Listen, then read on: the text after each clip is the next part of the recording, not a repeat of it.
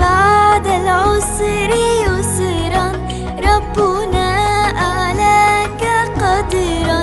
يا إمام الأنبياء أنت في الوجدان حي، أنت للعينين ضي، أنت عند الحوض ري، أنت هاد